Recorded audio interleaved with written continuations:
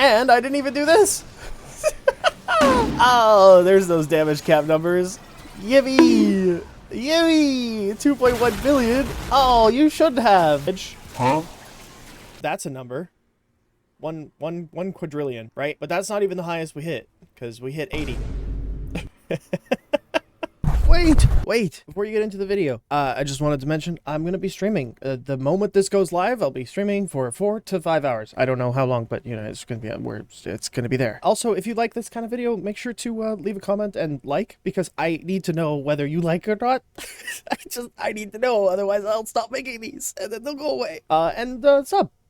You bottom. Hi everybody. Today we're going to show 3 extremely overkill builds that you might want to try, but don't play these. They're so overkill that there's no reason to. But let me just quickly show this one off. We are going to use corrupted heavy gunners today. The only thing that's important is that they have 90% DR, and these do.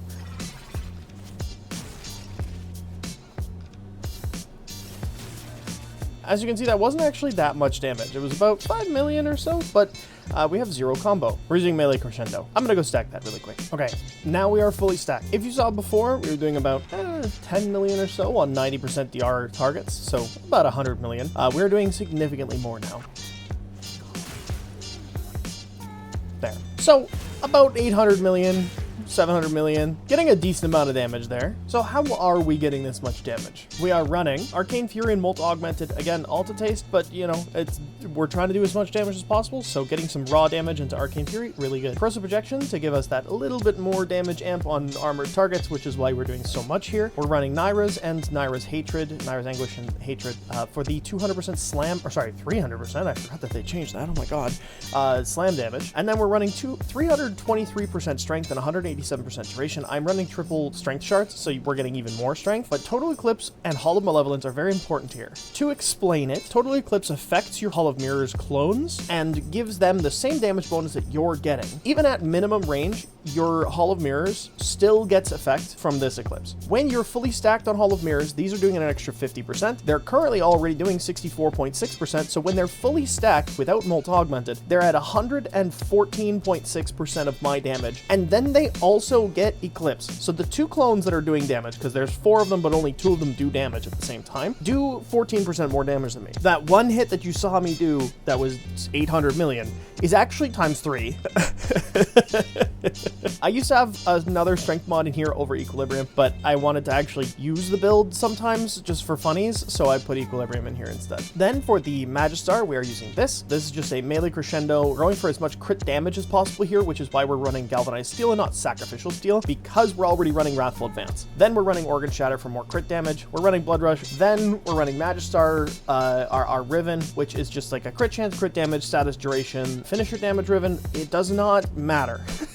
If I took this off or put it on, all the enemies will die regardless. So does it really matter? No, not really. If you want to use this build and not use this, you can just slot in kind of whatever, but I would heavily suggest just putting in something that was like high raw damage, so probably electricity, so like Shocking Touch. It'll give you a little bit more damage, you'll get less crit chance, crit damage, but it doesn't matter because that's the build to get so much crit chance. We're already in so much red. We're so red. This is like 800% crit chance. With Blood Rush fully stacked because of our Crescendo, and with Wrathful Advance at how much strength we're at, we are literally getting roughly 800%. It's like 6 to 800% crit chance. And then on top of that, 10.4 times crit damage. If you want more damage, of course, you would end up slotting in like critical damage shards, but we're not going to do that. The last piece here is Magus Aggress. So if you don't know what Magus Aggress does, when you swap to your operator and then swap back by doing a light melee, you will get this buff. It is a 300% critical damage bonus for the next 4 heavy blade critical hits, or heavy blade critical melees, which is a heavy slam. I don't know why maces count as heavy blades, but sure, you know what, fuck it, it doesn't really matter. Doesn't really matter. If you're on unarmored targets, you'll just hit damage cap. I was hitting 800 million on 90% reduced targets. Now I do have corrosive projection, but you know what I mean. Let me show it in a build, and let's go into a mission. Now I am going to show it in conjunction survival because we're already doing silly, goofy bullshit that makes us do so much damage. I'm going to try to get the strength damage bonus, or strength Warframe and strength bonus, or melee damage, either or. And we're also going to utilize the guy. So we're going to stack up our melee crescendo here first. We are doing already too much damage when we stack this up. so it's not gonna be a huge deal. Our survivability can just be our Vazarin dash, though that is very uncomfortable, so forewarning, my companion keeps killing everything. It's alright. We're already at seven times. We're 57 seconds in. And my companion keeps fucking killing everything because it's getting the damage bonus from my Eclipse, which is a little frustrating from time to time. Alright, we should be now capped. Okay, so now that we're at the max we can get for combo, I'm gonna get some strength from Molt Augmented, get some kills here, just to give us the funny number. It won't take long to hit that 250 kills at all, in fact, because we're killing with the Magistar. Surprise, it's got a huge radius. I will say, this build does so much melee damage that it doesn't really matter that we're using the Magistar. If you want to use kind of whatever the fuck weapon you feel like, it will work. Surprise, you're giving it like 1000% multiplicative damage with like 400% crit chance and tripling all of that damage based off of Hall of Malevolence. So you're like Hall of Mirrors. So you're doing so much damage that literally the damage that you do does not matter based on the weapon that you're using. It is what it is. Okay, we're now stacked all the way. I'm gonna go find my little friend. I'm gonna find my friend. All right, now that we've got this stacked, we'll Eclipse, we'll do this. We're at a 483% Wrathful Advance, 1.1 billion or 1.9 billion on that hit. This is going to do damage cap in a couple of spots, at least one or two. Yup, there's a couple. Hell yeah, brother.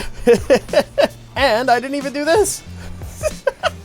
Oh, there's those damage cap numbers. Yippee! Yippee! 2.1 billion. Oh, you should have. Oh no, oh man, you should have. That's, oh, I love it. And I think,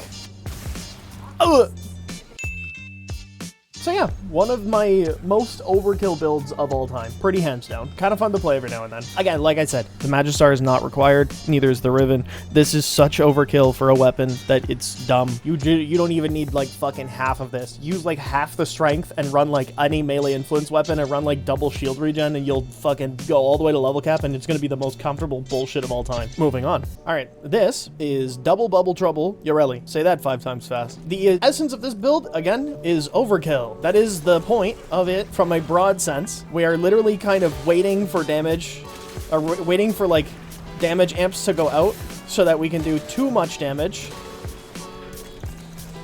with like every shot.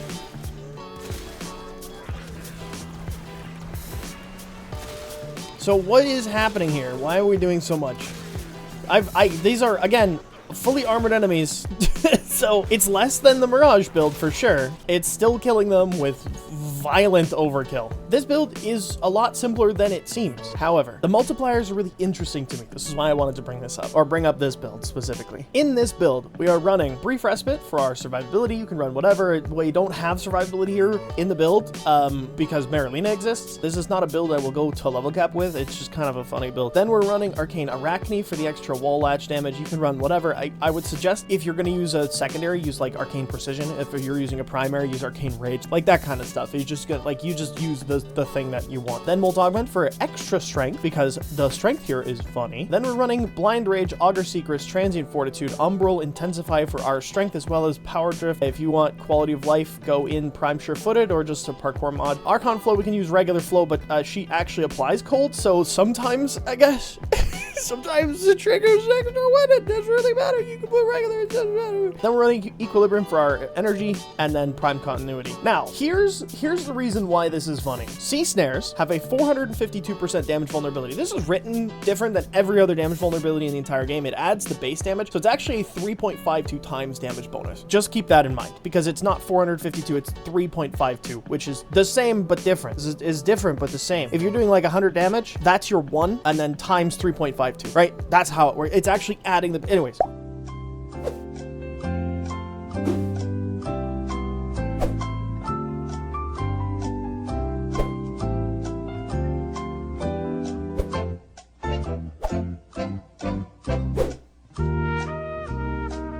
Then, Marilina with Loyal Marilina fires Sea Snares, but these Sea Snares stack, for some reason, with her original Sea Snares, and not additively.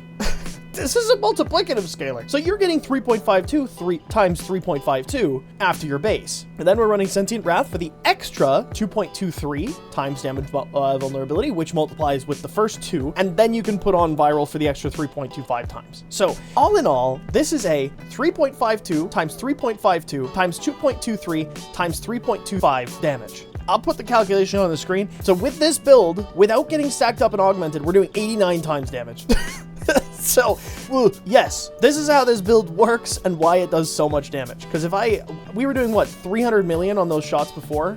If I shoot this guy from here, barely 100 million, or barely a million, right? Barely a million, not even a million. We're like under a million, but we were doing 400 million, and there was a couple viral procs on those. So that's the gist of the build. It is just overkill math. I'll show the epitaph build, but it's not perfect, and I don't claim it to be. There it is. Okay. I'll show it in a mission really quick. We're going to do the same and show it in conjunction survival so that we can get the extra 100%. I'm also going to take off my primary and my melee and hope to get ability strength, because the damage bonus from ability strength is so fucking crazy. So we're going to try and get that just because. This is a build that I found wildly interesting when I was testing it, because you get such a high damage vulnerability that your fucking Aqua Blades kills everything. So if you turn on your Aqua Blades and then you just run and spam your one, you will kill everything along your path. So if you actually do want, like, this is like weirdly a good Aqua Blades build if you're interested in like specifically Aqua Blades. But yeah, you'll notice like I'm not doing that much damage on these enemies because the damage vulnerability is kind of hard to set up, and she does damage with the Aqua Orbs, the Sea Snares. So if you have all of the vulnerabilities on the target, they're gonna die in a couple of seconds from just the vulnerability damage. But yeah, you can see like even just my 3 is killing every enemy that I walk by. It's my 3 and my companion, but yeah, it's like we just walk by things and they die. There we go, we got ability strength. Look at that. Okay, all right. I can't get the vulnerabilities out because it does too much damage. This is going to be a very common thing with most of these builds, is that they do such overkill damage that you can't really even show them off properly because, again, like they're overkill for overkill's sake. But yeah, like I'm not even killing super slow. Like just killing with Aqua Blades is really fun. I don't know why this ability is like so underrated, and I think it's genuinely just fun to use. Just honest to God, you will just kill every enemy you walk by with Aqua Blades. Like look at them all die. Oh, anyways, there's not much more to show with this one. I won't be able to hit damage cap. These enemies don't have enough health to live the damage vulnerability, unfortunately. There's 31 million, 31. Yeah, we won't hit damage cap on this build. It's too inconsistent, simply because the Aqua Blades or the Sea Snares do damage. 1.2 billion. Okay, that's the best we're gonna get, most likely. Because I don't think we had the second damage vulnerability out. Moving on. Okay, and this is Banshee. We're gonna test this, but there's a lot of nuance here that I will have to explain. Otherwise, you won't get it, and then you're just gonna be like, how the fuck did he get 15 quintillion damage? But let's get into this. So first things first, Sonar is her second ability, and it puts a weak point on the target that does a huge damage multiplier. In this case, it's gonna be 15.9 times, or at least close to that. These can stack on top of each other. For the most part, enemies can't get this damage multiplier multiple times very simply, but a couple enemies that we're testing on that will show the actual damage that is potentially possible with this build. Let me just show it, because this is the anatomizers. We're gonna spawn 2 of these, and I'm gonna go over here. Now my shade does not have an attack mod, no assault mode or anything, so it's not gonna do anything. But the gist of this build is we're gonna just hit our sonar a fuckload of times. I'm gonna hit it a bunch more times. These last 21 seconds each, so I have got 21 seconds of being able to apply it.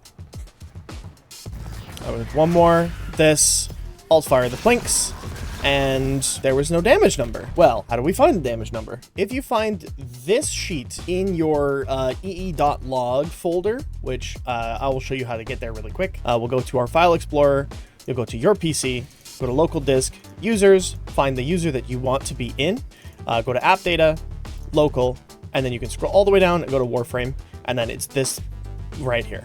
Now that we're here, we can see errors that say damage too high. That's a number.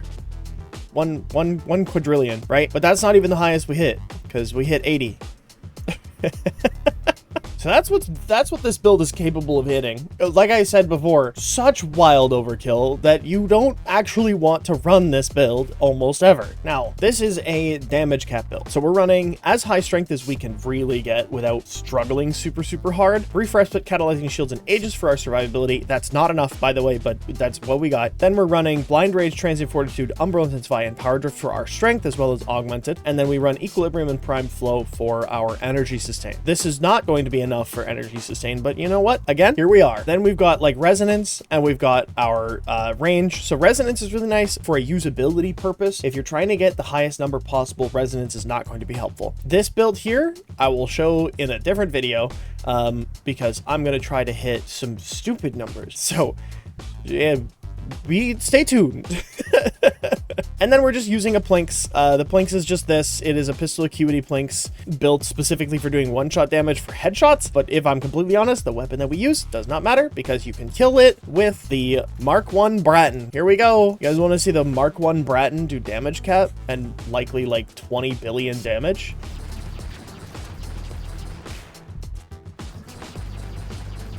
All right, here we go. There it goes. All right, let's check our EE.log. Yeah, 10 billion damage. So we did 10 billion damage with an unmodded Bratton Mark 1. Oh no. Oh no. No, no. No, wait. No, wait. We did 40 trillion damage with an unmodded Bratton. So that's what this build is capable of doing. Okay, let's talk about this against like normal enemies because this is really important. If we're just gonna do like an Orkan battle group here, we'll spawn these, and then I'll come out here and I'll press this a couple times, and then I'll breach surge. I'll try to shoot the Mark 1 Bratton at these enemies. And it's not gonna be as insane as what we were just doing. Now, I am hitting like 10k sometimes.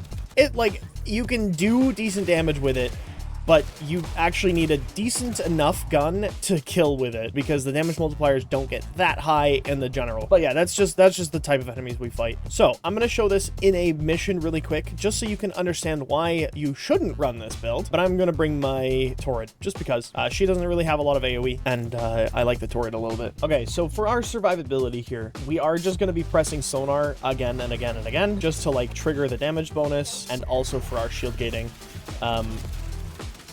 Breach Surge is such a win more button here, especially if you look at this damage number again, like this one that we were looking at earlier, where the damage we did to the first hand bomber avatar was 10 billion, and the second was 40 trillion, because the multiplier for Breach Surge multiplies multiple times with sonar. So if Breach Surge ends up getting thrown out and then hits a target with sonar, or hits a sonar point, that damage will then be multiplied again after it's already getting multiplied by Breach Surge, which is why this is such an overkill amount. So it's I ran out of energy and couldn't get any more. So yeah, now you can understand kind of why this build isn't that great to use in general. It's very squishy. It has no energy sustain because it's we're too focused on doing as much damage as physically possible. Now, if you're in a squad, this build's hilarious because sometimes you'll just have somebody mention in the group that's like, hey, why did I just do 40 billion damage? like why did I just hit damage cap randomly? And you'll be like, that was me. I got to do that. What the fuck do you mean? Stop it. Now, obviously, this build, you can take significantly further than this. You can bring a squad. Jesus Christ. You can go significantly further. You can bring a squad of people to actually buff you. You can have a team of people that help you do damage. You can use it to buff other people's damage. It is fairly good. Let's get into why you shouldn't play Banshee. Because this damage amp is really awkward. A lot of you have already noticed, but I'm not really even looking at where the damage amps are. I'm just shooting with the Torrid because it kind of just blanket shoots. And that's good because we're not going to specifically aim for the weak points. We want it to like do stuff like that where it just explodes. And every now and then we just hit stupid numbers. Her 1 is only an okay ability with the augment. Her 4 is a trash ability that can do, I guess, low-level defense nuking with heavy investment. Her 2 is super awkward and doesn't count as a damage, as a weak point. And her 3 is her best ability that I suggest you subsume more often. Other than that, she's a nothing burger of a frame. She literally does, like, her frame does, like, she don't exist. She don't do the things. Now, that said, I've been playing her a lot because I've been really enjoying doing stupid damage every now and then, but, you know, don't mind me. I'm just dumb. I'm just dumb. She's due. She's due for a rework. 100% she's due for a rework. And it is not particularly close as to who I think needs a rework next, because it's her. Hopefully she gets a rework and then continues to do this kind of stupid damage so she's actually kind of comfortable to play. Otherwise, we're going to keep doing that. Thanks for watching. See you guys later. Bye-bye.